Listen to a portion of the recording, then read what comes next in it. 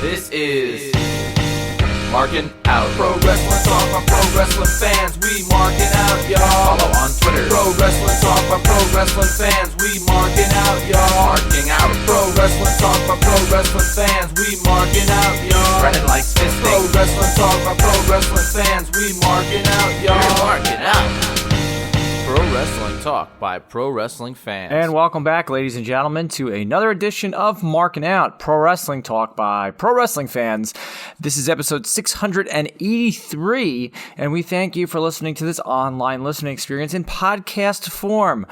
Several ways that you can find this podcast on Apple Podcasts, Spotify. It's on YouTube now, so go check us out. Type in Markin Out on YouTube, Markin Out 11. Social media-wise, Facebook.com/Markin Out, Twitter, X, whatever you want to call it, at Markin Out, Instagram at Markin Out 11, and TikTok at Markin Out, I believe. I don't know. I'm not a TikToker, unfortunately, folks. But thank you for listening. My name is Chris. You can follow me on Twitter at Chris Sweendog. Unfortunately, Brandon and Dave are both in the happiest place on earth this week. So they had to, allow me to, they needed me to do the podcast this week. So I'm happy that I'm feeling needed. I'm also very, very tired. I am in the middle of basketball championship season here in the New York tri-state area, and there's been a lot of basketball broadcasting, a lot of driving, a lot of nonsense. So this is a good way to not think about that nonsense. And I think podcasting is a very valuable platform to do that and talk about other nonsense in our lives, and that's professional wrestling. And one thing that was not nonsense at all, maybe if not one of the greatest AEW pay-per-views in their short history. I know that they said a lot after all these big pay-per-views, but AEW delivers on every pay-per-view that they have, and this was no exception, and that was AEW Revolution billed Sting's final match. It was at the Greensboro Coliseum in Greensboro, North Carolina, a place that is synonymous with a lot of Sting memories.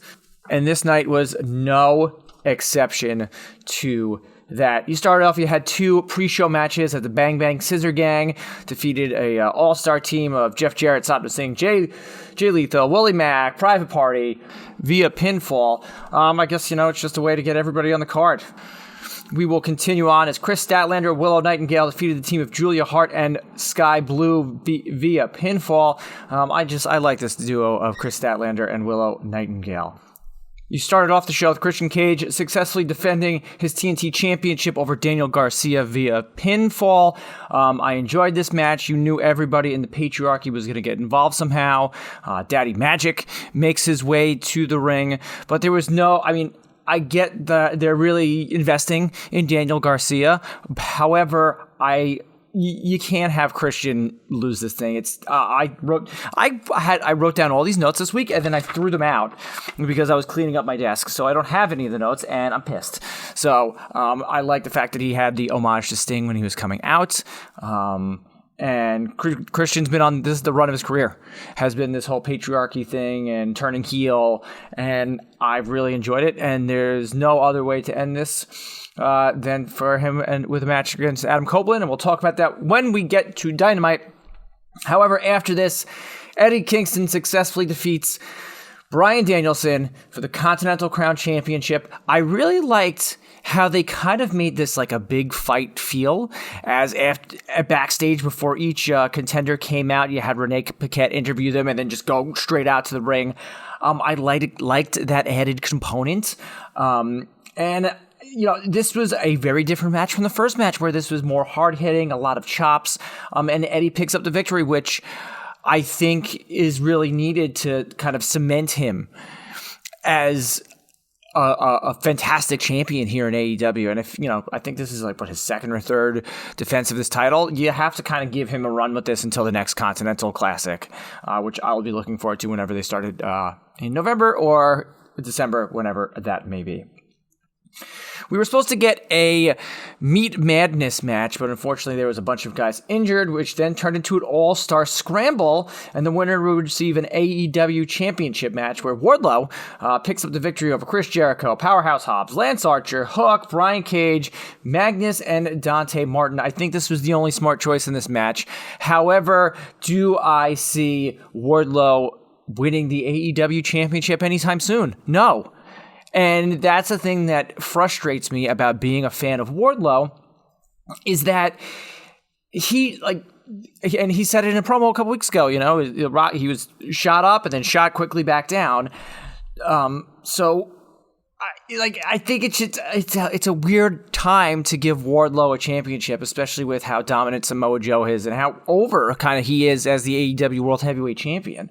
So let's continue on, though. We do have a new AEW International Champion as Roderick Strong picked up the victory against Orange Cassidy. I enjoyed this match. It just shows you how much of a workhorse both of these men are. How in fantastic shape Roderick Strong has been since coming into AEW. And I think it was finally time for Orange Cassidy to lose the International Championship. I'm a huge Orange Cassidy fan, but everything that he has done within the past year or so with that title has been wonderful.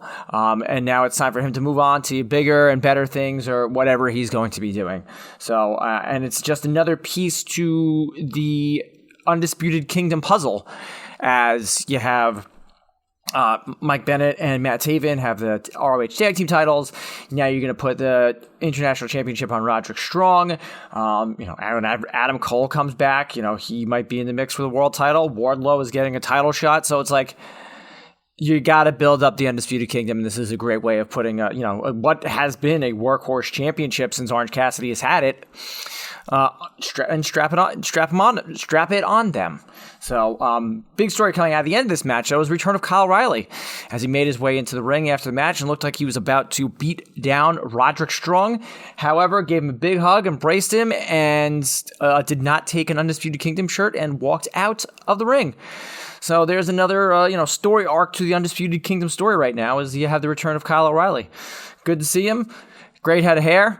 Let's continue on. The Blackpool Combat Club picked up the victory over FTR via technical submission in what was a bloody match, which was a hard-hitting match, which was a match that had Mox and Claudio coming out with Road Warrior gear, which I liked, a little homage since they were in Greensboro, so that was cool.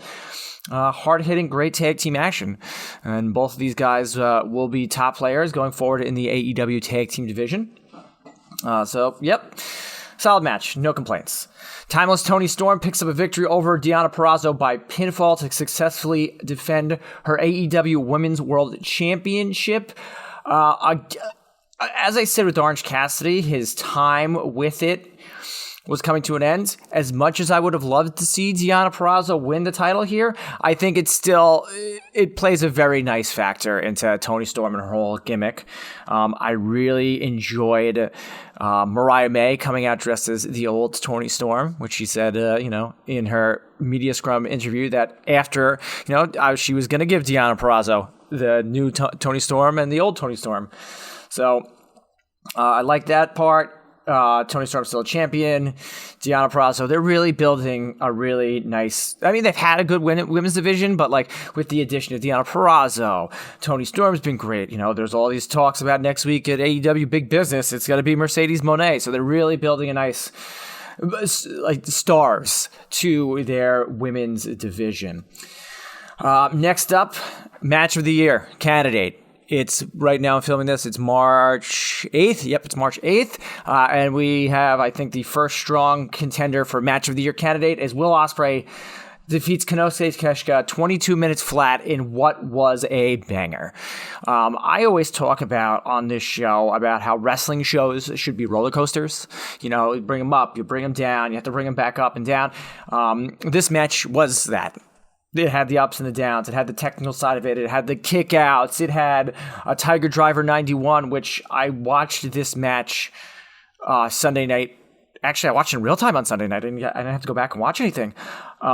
And when he hit that Tiger Driver 91 at the end, I cringed. I was like, but I guess expected both these guys, unbelievable. I think Konosuke Takeshita is so talented. And, I feel like Will Ospreay's coming into AEW has kind of changed me as a Will Ospreay fan. I was like, all right, whatever, it's Will Ospreay, whatever. But now, I kind of, get it. Maybe because I don't watch that much New Japan and I don't see him that much, but I'm about it. And, unfortunately, we don't know how long Kenny Omega is going to be on the shelf for, but this could be a guy that could step into the Kenny Omega role as a top babyface for this company. So congrats to these two for putting on a banger of a match. And we will continue on because I don't know how you go after that, but another great match is Samoa Joe defends his AEW World Championship successfully in a three-way match by pinning Adam Page and Swerve Strickland. I think it was the right move to have Adam Page take the pinfall instead of Swerve because they are building for something with Swerve here. And if they had him get pins, it would have taken the wind out of his sails. And, we'll talk about that when I talk about AEW in a couple of minutes.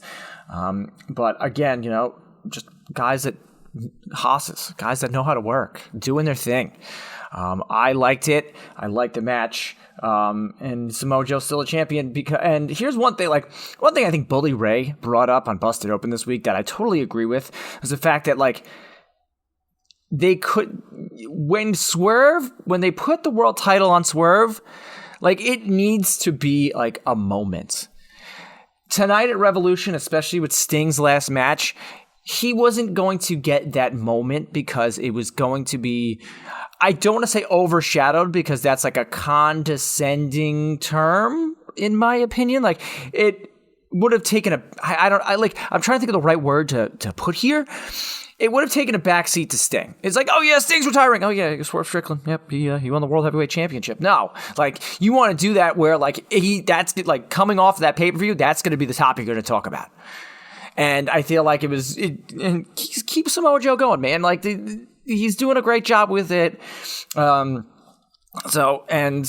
Swerve does get the World Championship, which it looks like, he's might be in line for it soon, it's going to be awesome. So, great three-way match for the AEW World Championship. And finally, your main event, Sting retires successfully defending his AEW World Tag Team Championships with his partner Darby Allin, defeating the Young Bucks, Matthew and Nicholas Jack. By the way, I hate that. You want to talk about getting heat. I was never a fan of the Young Bucks now, but now, they're just annoying. And I get it. That's the persona that, they're really doing a good job at making me not like them even more than I didn't like them. So bravo to Matthew and Nicholas Jackson for that.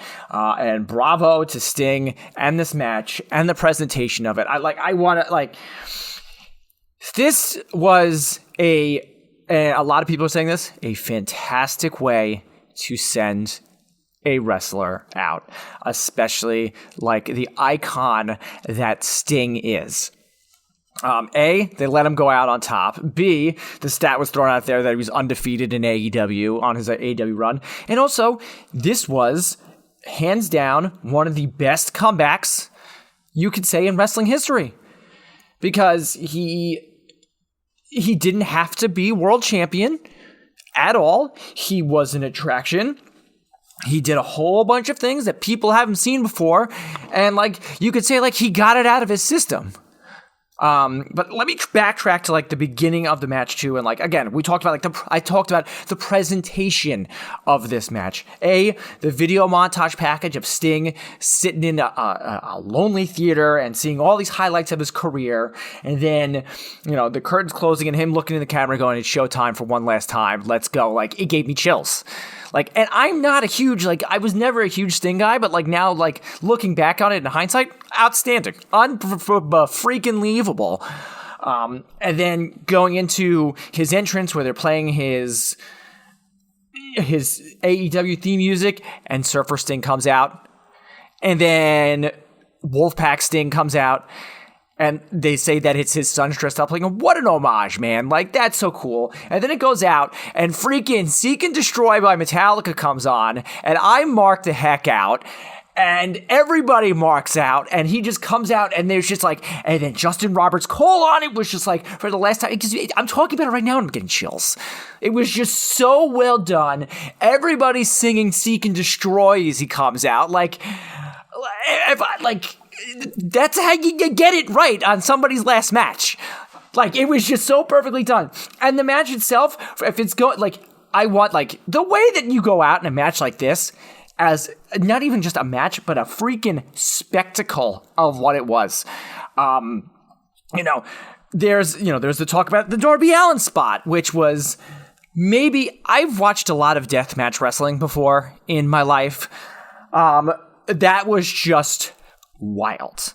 And if you didn't see it, go back and see it. Darby Allin jumping off of a ladder in the ring trying to hit one of the Jacksons through a pane of glass, but misses, goes through chairs and a pane of glass. And then, like, I have to give the camera guys props for getting in there. And then you just see his whole back just burst open, which was wild.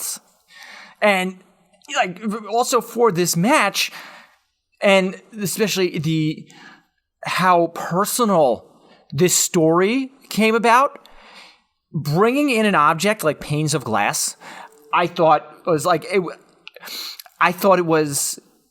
going over the top? Yes. But when you attack a man's family, when you attack a man's sons, it gets that personal where you just don't want to hurt them. You want to hurt them. If that makes sense. I like the fact that in the match, Sting, he goes to swing the bat, boom, misses.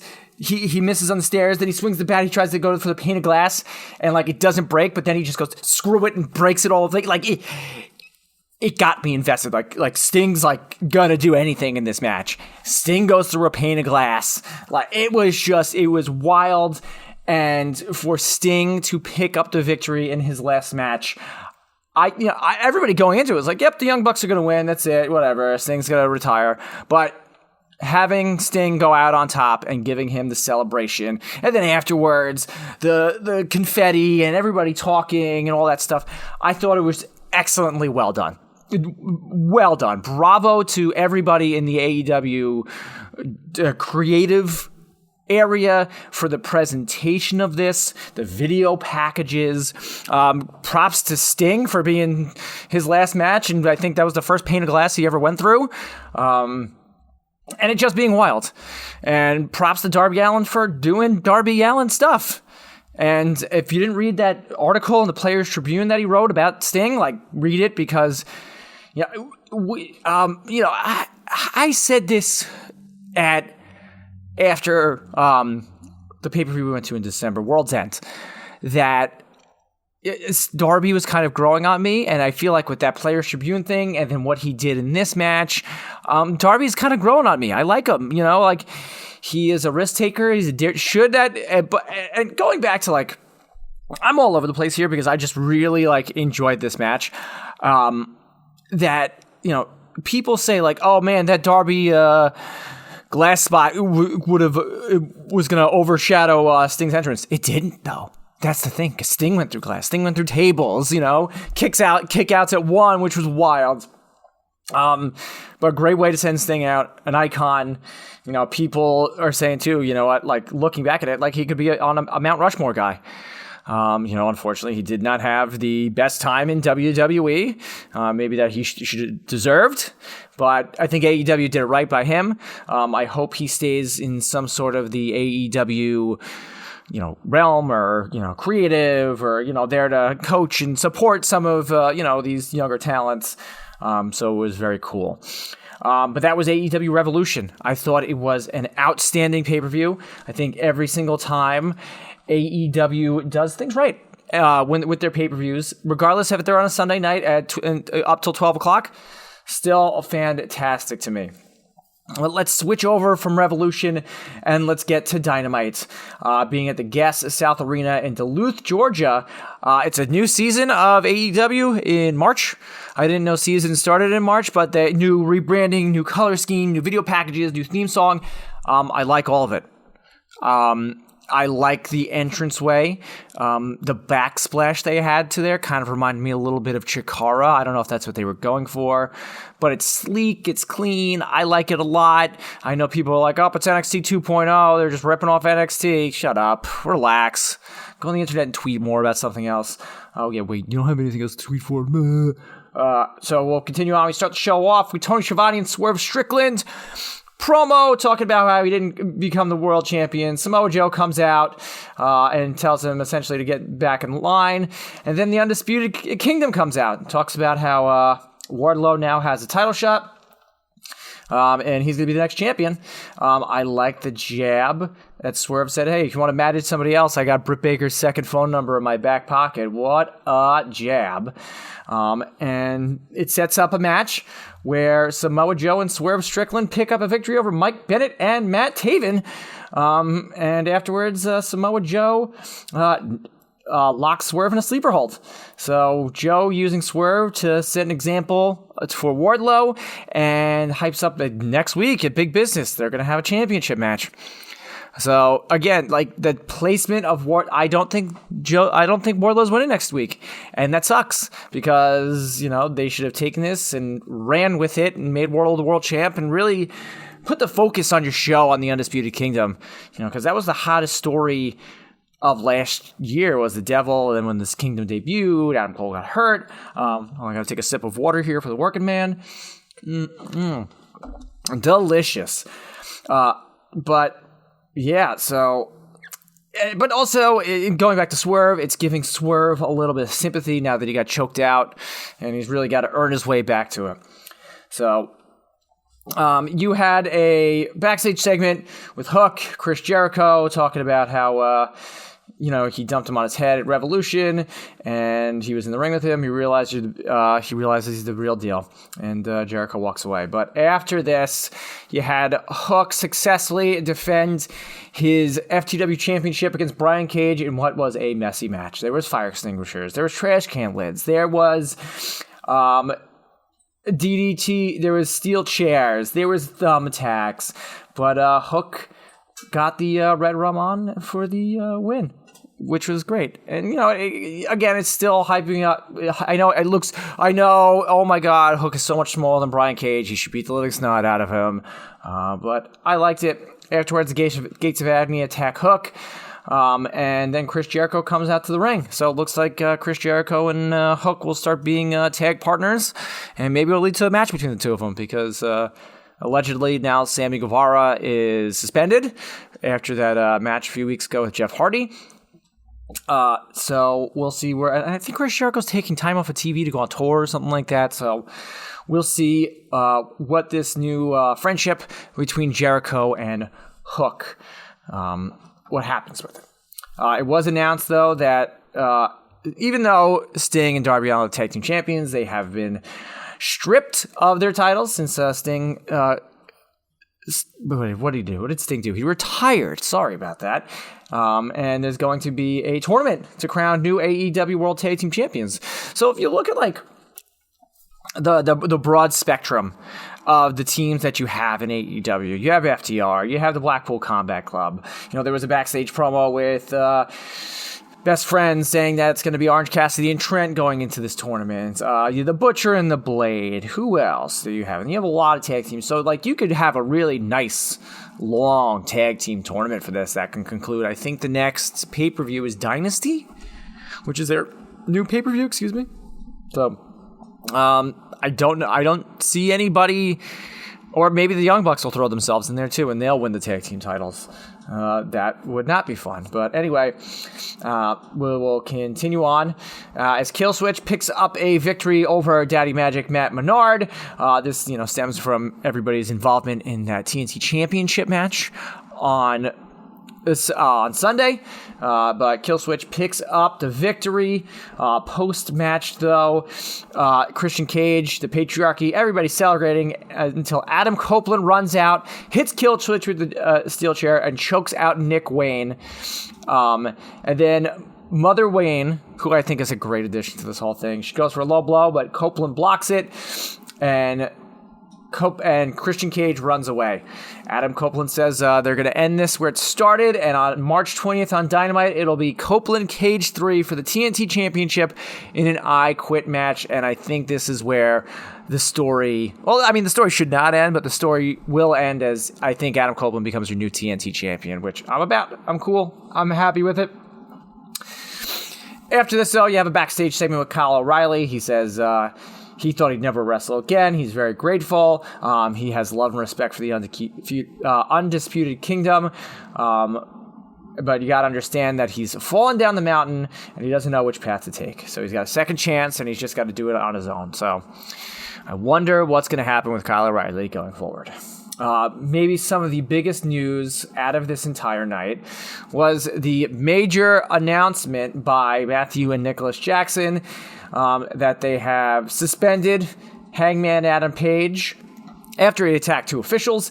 They also said that they have fired Kenny Omega from the Elite, which then leads Eddie Kingston to come out. I don't know what Eddie Kingston has involved with this, and Matthew was telling Eddie not to air their grievances on television, and Nicholas got closer to Kingston. However, as they're fighting and tussling, Matthew Jackson gives a low blow to Eddie Kingston, and then they're about to hit the EVP trigger, and the coin drops happen. And Kazuchika Okada plays. He comes out, and he turns on Eddie Kingston. Hits him with a Rainmaker, which I thought was really awkward. And then it's announced he's all Elite, and the newest member of the Elite is Okada. So we're probably going to see the Young Bucks and Okada become the Trios champions yet again, that people are going to hate. And it's going to be an interesting thing, too, to see Okada be hated. He's always been such in New Japan a beloved performer, and now he's going to be on the side of the Young Bucks, who are just hated all the time now. So, but not just me. So, Okada's all Elite, stepping up the game yet again. After this, though, you had Riho pick up a victory over Chris Statlander.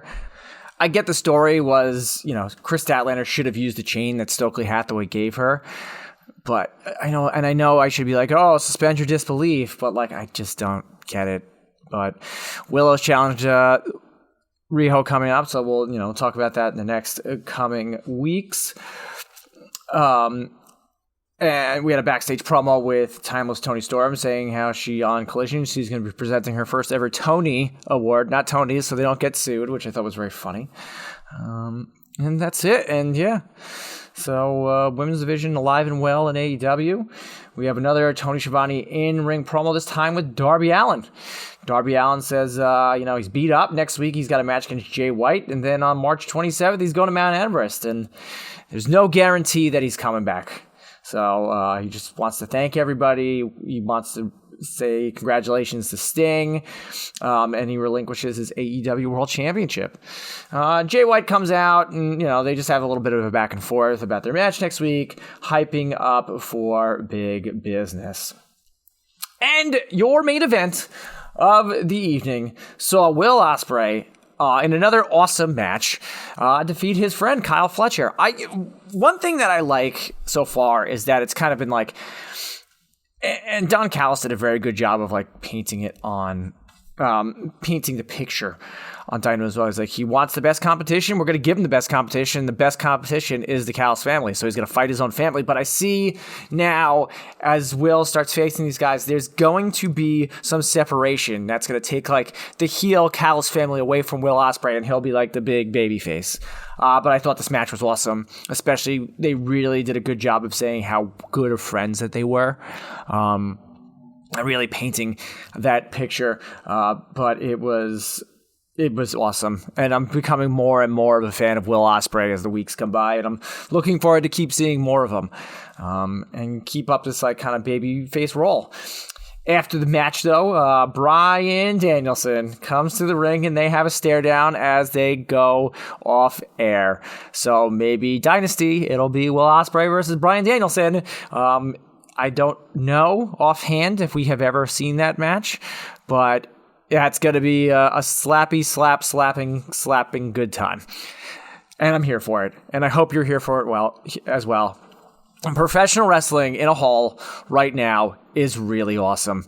10 years ago, we would be sitting on this podcast complaining about things that we didn't like, and now we have so many different shows for any particular style that you like. And I just talked about AEW. I didn't talk about the indies. I didn't talk about Impact.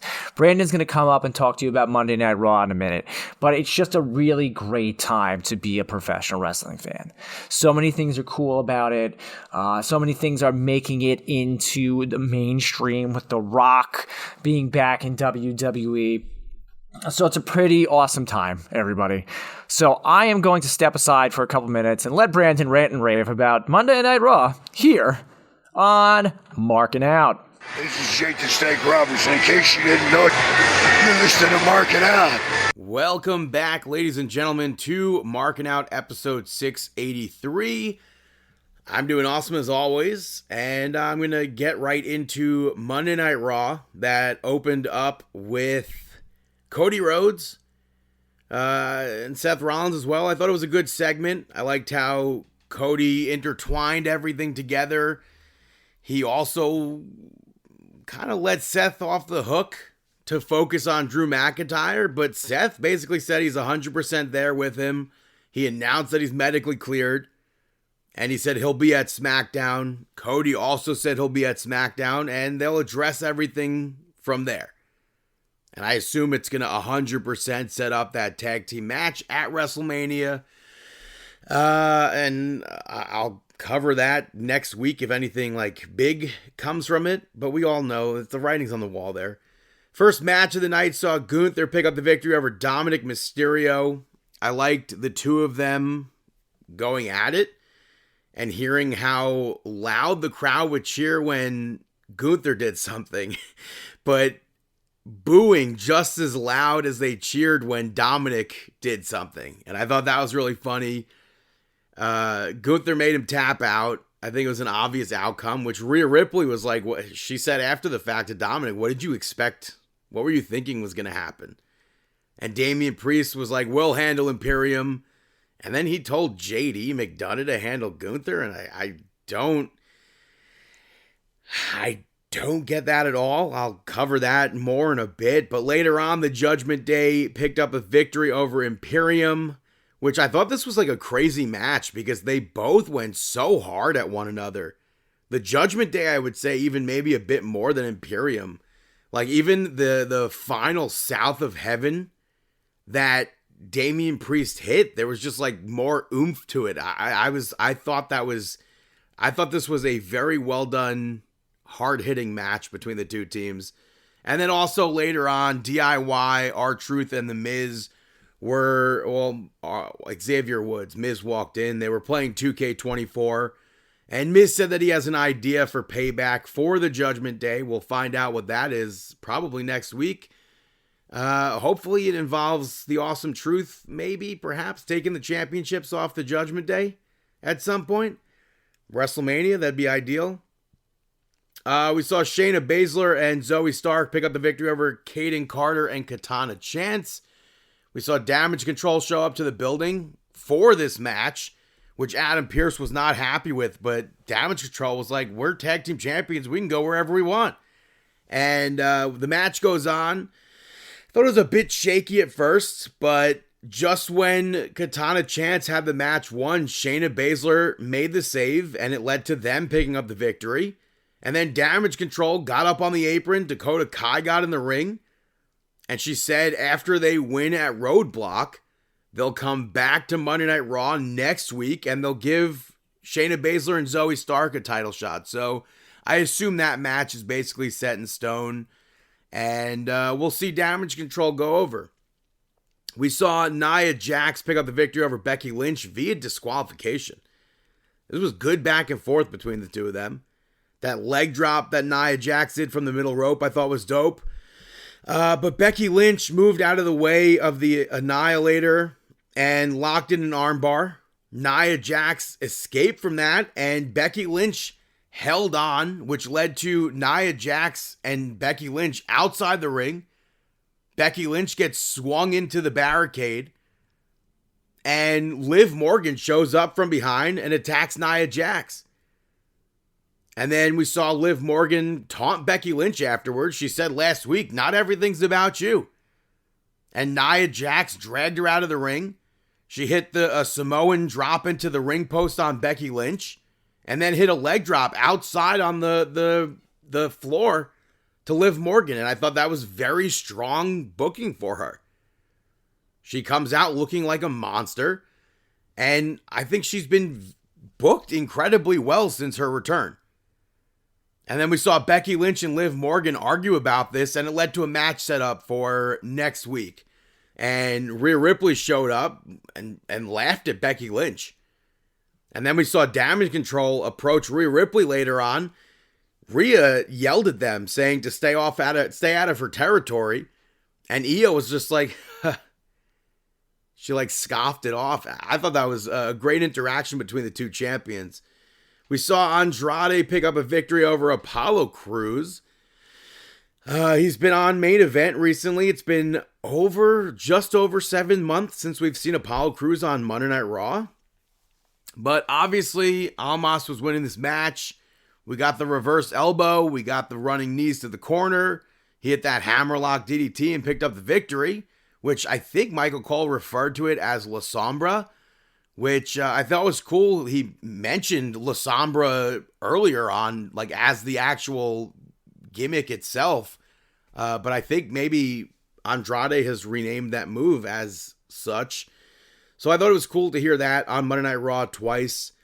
WWE also paid tribute to Paul Butcher Vachon, who passed away last week at the age of 86. He was a member of the legendary Vachon family and the adoptive father of Luna Vachon. I'm kind of surprised that he's not already in the WWE Hall of Fame, but I think it would be cool if they brought back the legacy inductees and they put more Vachons in the Hall of Fame. We saw a backstage segment with The Way where they were talking about getting another title shot, and Indy was basically like, oh, it'll come, we'll get another shot, and Candice was pissed off. And Tegan and Natty were in this scene as well, where Natty was like, well, it didn't help that you tried to eliminate me in the Battle Royal, and she's like, well, you tried to do it to me in the Royal Rumble, blah, blah, blah. And they end up leaving. Maxine and Ivy Nile showed up, and Maxine tried to give Candice LeRae some advice. And Candice was like, I don't need any advice from someone who can't even lace up my boots. And I'm like, oh my God. So I don't want to see The Way break up. I don't want to see, I mean, I'm fine if they turn heel or whatever, but I don't know. I mean, I would like to see a new singles championship introduced for the women. I don't want an intercontinental championship or something. I want like a brand new championship.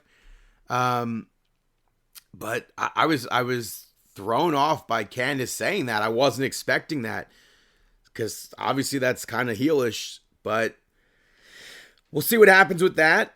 They announced earlier in the day, and they played a video package for him on Monday Night Raw. Paul Heyman is the first inductee to the 2024 Hall of Fame. Completely deserving. And I think it should be fun for that Philly crowd to see him get inducted there. He's literally done it all in the business. He's been general managers, he's been owners, he's been commentary, he's been managers, advocates, special counsel, everything. So I think it's awesome that Paul Heyman's getting inducted. We've been calling for it for years. So I think Philly is very fitting. I think there's a plethora, I don't know why I said that, a plethora of people who could be potentially inducting Paul Heyman. I think Stone Cold Steve Austin would do it. We could see the Dudley Boys perhaps. Tommy Dreamer. CM Punk, I think, is a good candidate. Roman Reigns, I think, is also a good candidate. And I'm looking forward to seeing who else gets inducted. I wish that Paul Heyman had a WCW and ECW version of himself in 2K24. I feel like that would have been like super easy to do, especially since they're doing My Faction ECW Paul Heyman DLC card for my faction, I feel like you could give us the model. But earlier in the night, we saw Adam Pearce announce a big match for the Intercontinental Championship, or a big potential match, stipulation, advancement for WrestleMania. A gauntlet match between Sami Zayn, Ricochet, Shinsuke Nakamura, Bronson Reed, JD McDonough. I still don't get that. And Chad Gable. They'll compete next week in a gauntlet to see who will move on to face Gunther at WrestleMania. I'm hoping that it's Chad Gable, but I'll settle for something else that leads to a ladder match. Especially because this next match that I'm going to talk about, Sami Zayn picks up the victory over Ivar, which stemmed from that Intercontinental Championship announcement, kind of. I don't know how Ivar got glossed over here. I don't know how he didn't end up in that gauntlet. So that's why I really just hope that it's a ladder match and we get a ladder match at WrestleMania for the Intercontinental Championship. Shades of WrestleMania 32. And hopefully that winner is Chad Gable. But Michael Cole went absolutely nuts for Valhalla having the antlers here. And she ends up putting them on his head, which he marked out big time for. Pat McAfee dropped a big curse, which I thought was funny. But I thought it was a nice match from Ivar and Sami Zayn. The sunset flip powerbomb from Sami off the top rope I thought was nice. In the end, though, Ivar took some time before going for the moonsault, and Sami Zayn moved, and he hit the haluva kick and picked up the victory off of that.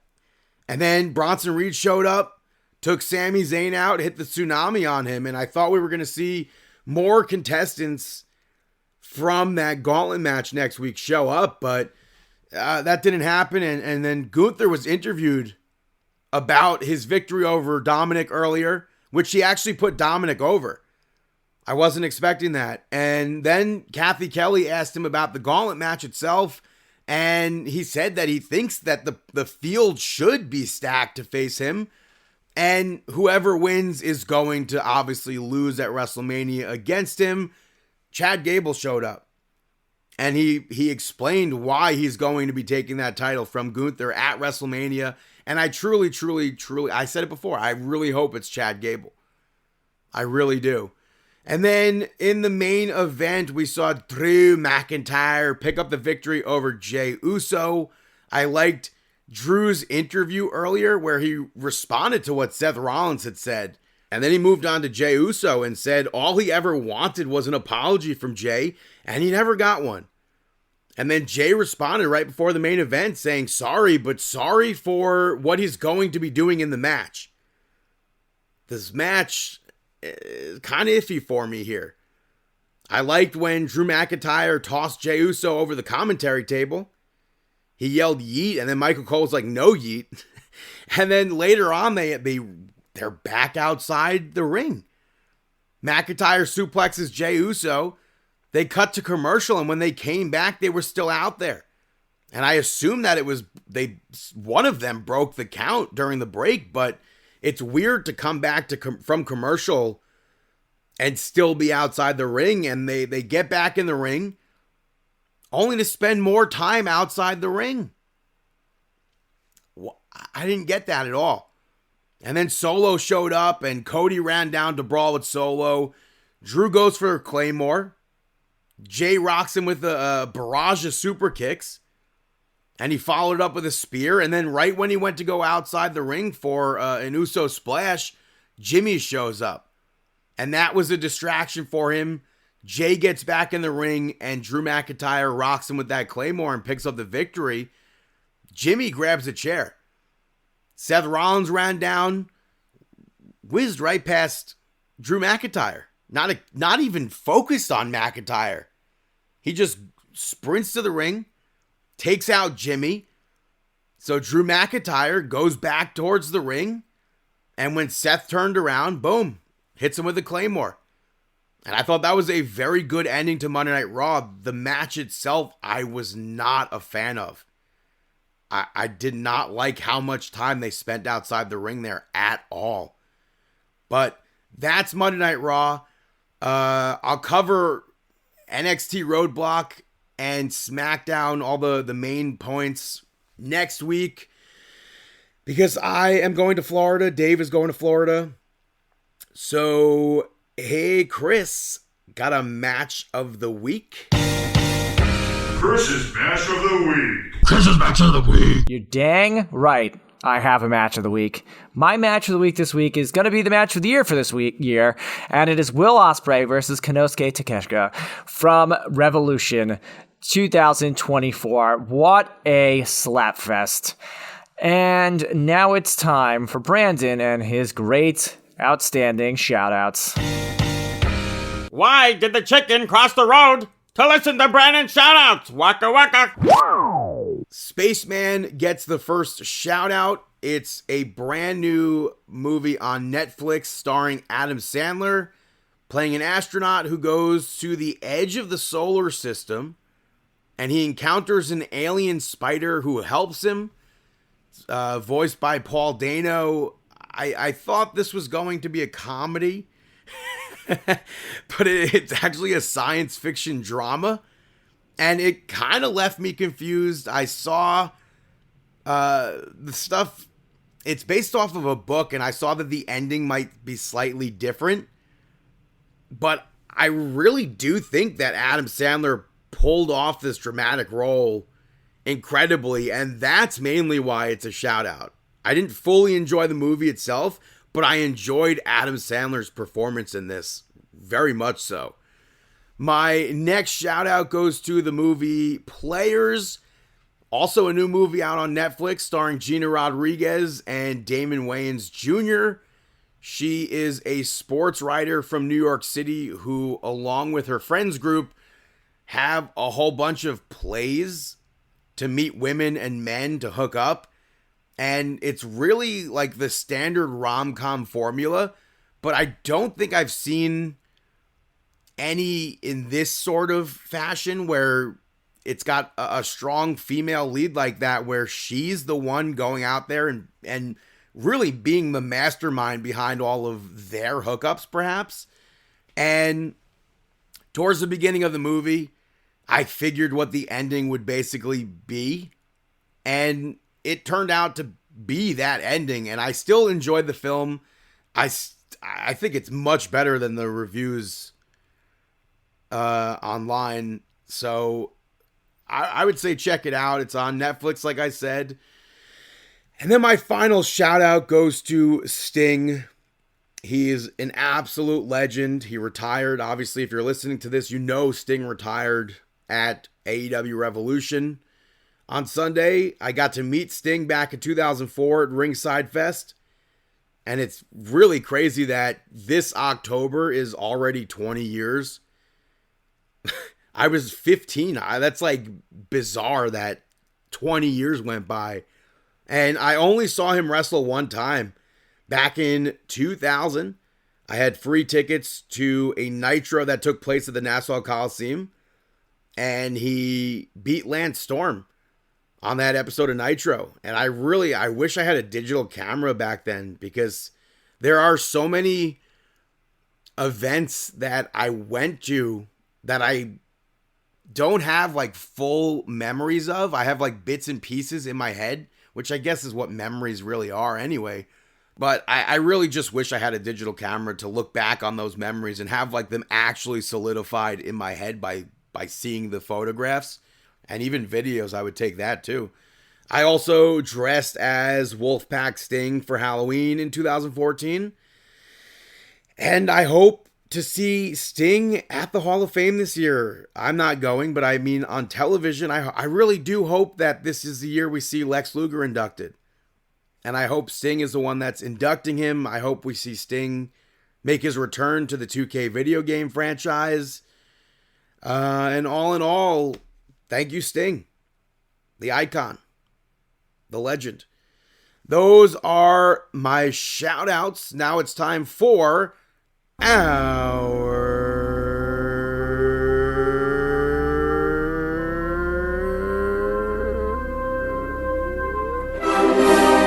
Mark Out Moment of the Week. That is right, our Mark Out Moment of the Week. I'm going to go first because last week on The Tonight Show, Dave Bautista was a guest, and they did a bit where Jimmy Fallon got him a lunchbox because obviously Dave Bautista, if you know, he collects lunchboxes, and then he opened it, and it was like a Russian nesting doll of different lunchboxes of movie franchises that he's been part of. But the very last lunchbox was a tiny, tiny little lunchbox that featured him as a WWE superstar. And he did the thumbs up and thumbs down gimmick and then crushed it. And I marked the absolute heck out for that. I thought that was fantastic. And then Jimmy Fallon and him did the ew sketch later on, which to me, it unlocked a new version of Bautista. And I thought it was a very enjoyable episode with Bautista on there. Also, in regards to the Tonight Show, Jimmy Fallon did a quick bit with Lindsay Lohan where she played the twins like the Parent Trap. And I definitely wasn't expecting to see that. And I thought that was pretty cool. And then overall, I mentioned Sting retiring before. I have to say his entrance from Revolution, I thought it was so damn cool. Like, I literally thought when his son first came out dressed as in the Great American Bash gear, I literally thought that was Sting. And that made me pop more because I was like forever wanting to see Sting with his bleached hair again. But it was his kids, and I thought that was a great ending. I thought the match itself was fun. We put out an Instagram reel and a TikTok collaboration. You could obviously find that on our TikTok and Instagram, but we did the collaboration with one of our followers. You could follow him at Tatersnake on Instagram. He actually went to Revolution and got us that footage from the event. So thank you for that. And then it was cool to hear Michael Cole thank Sting on Monday Night Raw and give a shout out to him for retiring. And I thought that was very unexpected and really cool. But those are my mark out moments of the week. How about yourself, Chris? I have a few mark out moments of the week as well. We'll start off Sting's entrance from Revolution. Seek and Destroy. The camera work, like the high panning jib shot showing the whole crowd and not just showing one side of the arena. 16,000 people sold out. AEW can't draw a house. Stuff like that. That was awesome. Bull Nakano being inducted into the WWE Hall of Fame, which I think is overly deserved. And there's so many female wrestlers now that use her as an influence. She had outstanding matches with Alundra Blaze in the early 90s of WWE. So, Alundra Blaze or Medusa should be inducting her, for one. And two, I marked out hard about that. I also marked out AEW made some reveals going forward for their action figures, and we're getting an Adam Copeland. I saw a 3D render of it, and it looks pretty great. So stoked to see that on the shelves. I marked out for Colin Young of Twitching Tongues wearing Sting face paint at their show last Sunday when Revolution was happening. So that was very cool. And I marked out for this picture that Brody King posted on a Twitter or whatever it was. It's a picture like thanking Sting, but it's like him. Where is it? I have it in my phone somewhere. That's Sunday. Where is this picture?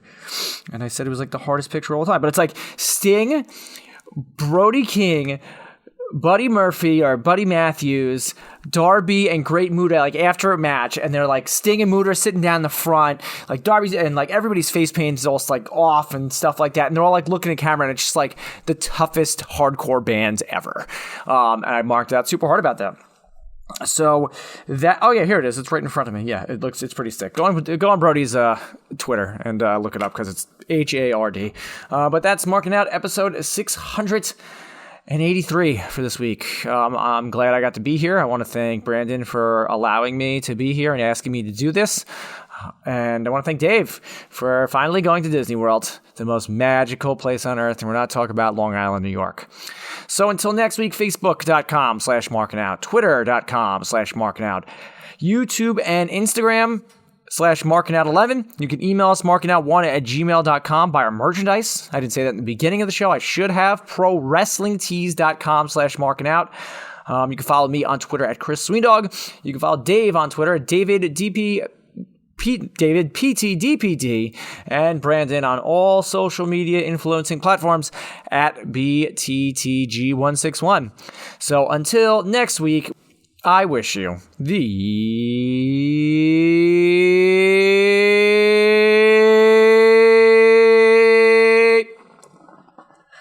best of luck in your future endeavors, and thank you.